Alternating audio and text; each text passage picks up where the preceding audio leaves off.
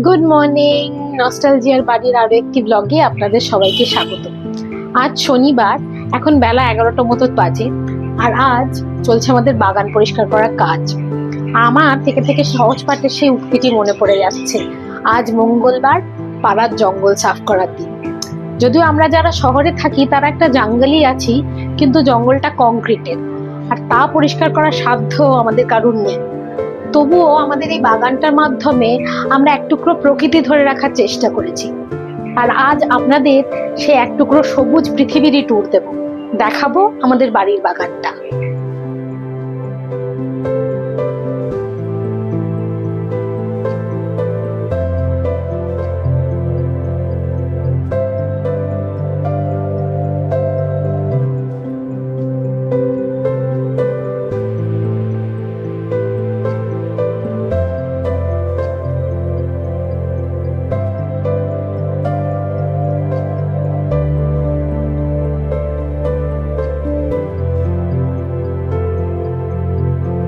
বাগানে নামতেই ডান দিকে প্রথমেই চোখে পড়ে যাবে এই নয়নতারার মালঞ্চটা।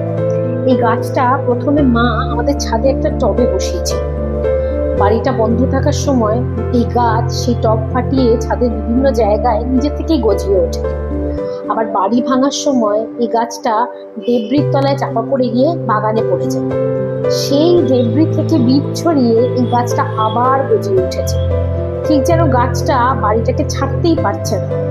তাই শত বাধা কাটিয়েও নিজে থেকে রয়ে গেছে। আর ভাই সেই কারণে এই নয়নতারা গাছের নামকরণ করেছে ট্রি অফ দ্য হাউস।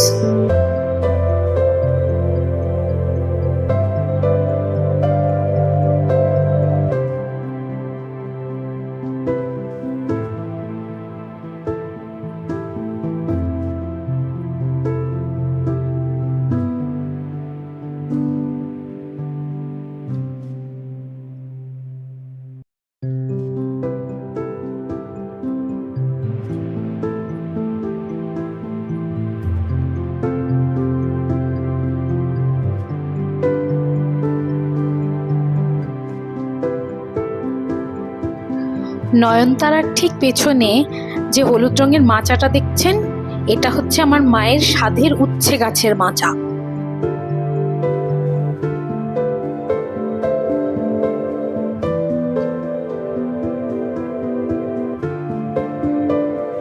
তার পাশে এই লম্বা মতন গাছটা হলো শিব ঠাকুরের ফুল, আকন্দ ফুলের গাছ।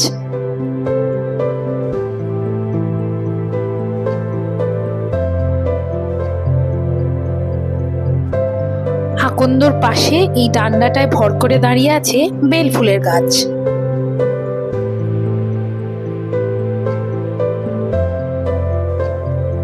হলুদ রঙের ফুল ফোটা গাছটা হলো জাতি ফুলের গাছ।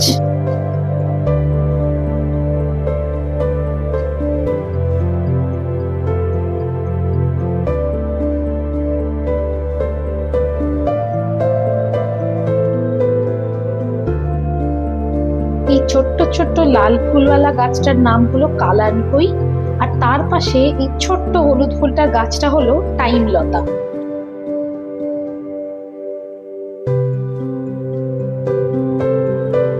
টাইম লতার পিছনে আছে অ্যালোভেরার গাছ। এটা প্রথমে টবেই ছিল, কিছুদিন আগেই একে আমরা বাগানে শিফট করেছি।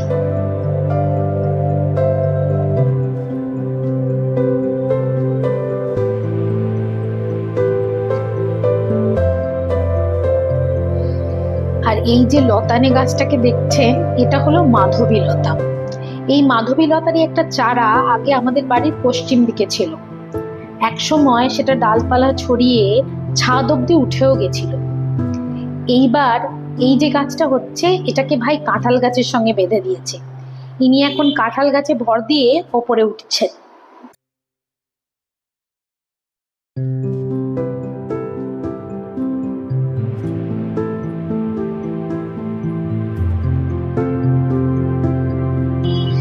এই যে অল্প পাতাওয়ালা গাছটা দেখছেন, এটা অ্যাকচুয়ালি গৌরী জবা। হালকা পিঙ্ক কালারের ফুল হয় এই জবা গাছটায়।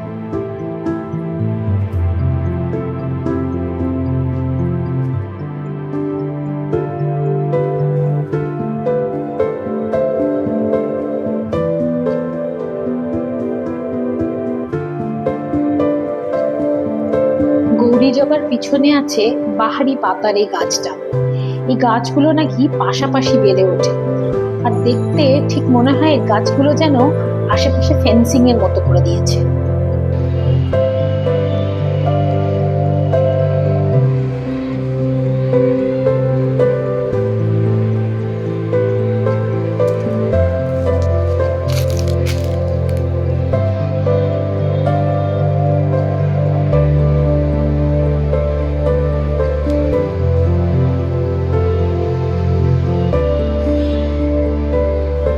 এই গাছটা হলো রবীন্দ্রনাথের রক্তকরবী গাছ। কি সুন্দর লাল রঙের ফুল হয়েছে দেখুন। করবী গাছ দুটো আছে, একটা আবার হালকা পিঙ্ক রঙের দোপাটি করবী, আর এই যে এইটা হচ্ছে লাল রঙের রক্তকরবী।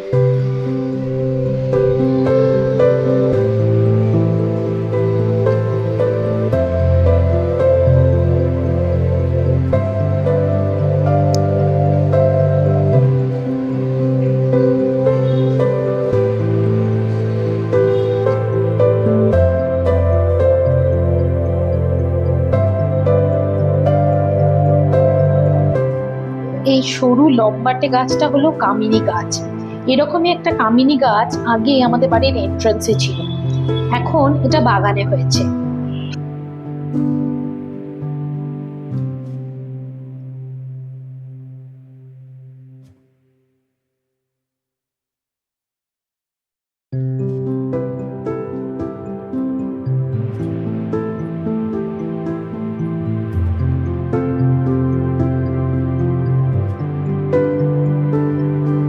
এই ফুলের গাছগুলোর সাথে কাঁঠাল গাছটা ঠিক পাশে হয়েছে আমার মায়ের পুঁই গাছের মাচা।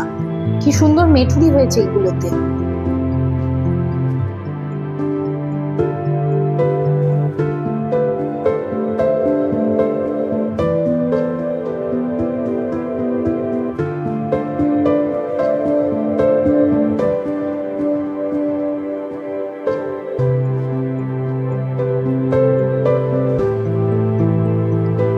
এইটা হলো সিঙ্গাপুরি কলার গাছ। কলা গাছ আগেও আমাদের বাড়িতে ছিল, তবে সেগুলো ছিল কাঁঠালি কলা, আর সেগুলোর হাইট ছিল প্রায় 3 তলা সমান। এই সিঙ্গাপুরি কলা নাকি আড়ে বাড়ে, খুব একটা লম্বা হয় না।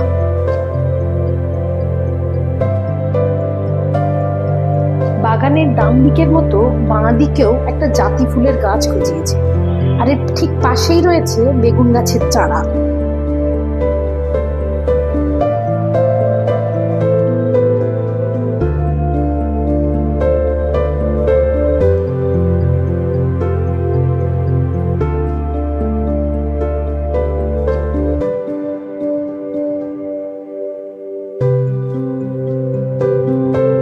এই তুলসী গাছটাকে তো আপনারা আগেই দেখেছেন।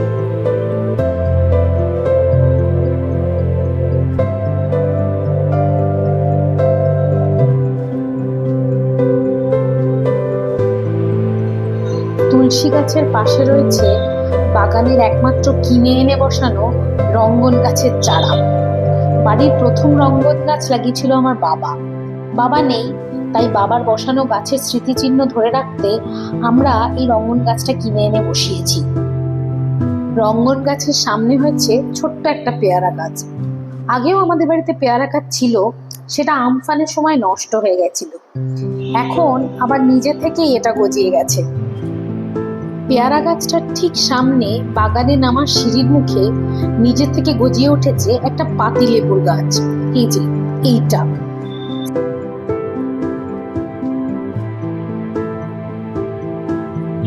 বাগানে নামতেই বাঁ দিকে পড়ে আমাদের জলের ট্যাঙ্কটা। এই জলের ট্যাঙ্কের ওপর রাখা রয়েছে বিভিন্ন পাতাবাহার, কয়েকটা ক্যাকটাস এবং দুটো তুলসী গাছ।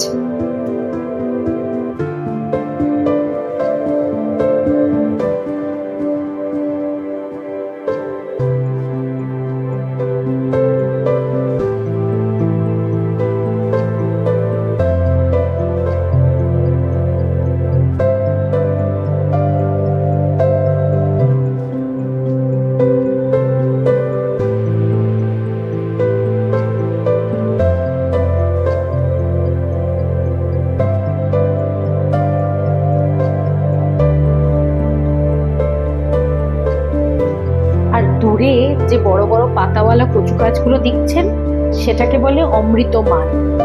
এই গাছের নাকি প্রতিটা জিনিসই খাওয়া যায়, এমনকি এর ডান্ডি থেকে কচুর চিপসও তৈরি হয়।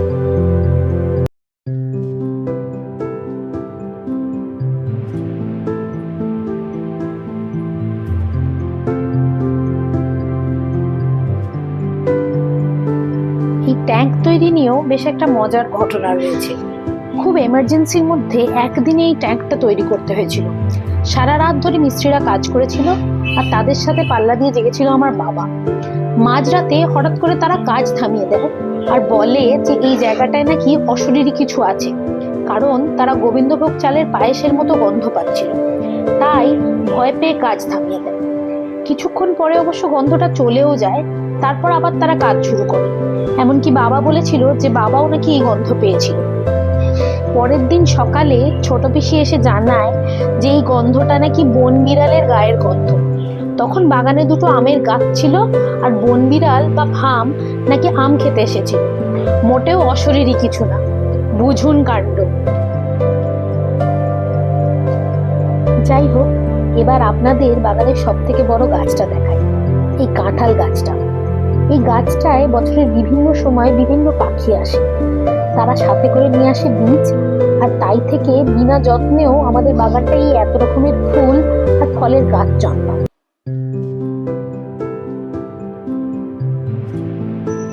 এইভাবেই পুরনো গাছগুলো নষ্ট হয়ে গেলেও নতুন করে আবার জন্মে ওঠে, আর প্রতিটা গাছের জন্য একটা করে নস্টালজিয়ার গল্প তৈরি হয় আমাদের এই বাগানে। আপনাদের বাগানের স্মৃতির পাতায় কি কি গল্প লেখা আছে কমেন্টে জানাবেন। ভিডিওটা ভালো লাগলে লাইক আর শেয়ার করে দেবেন, আর এরকম নস্টালজিয়ার গল্প আরো শুনতে চাইলে চ্যানেলটা সাবস্ক্রাইব করে দেবেন। আজ আসি, দেখা হবে আবার পরের ব্লগে নস্টালজিয়ার বাড়িতে।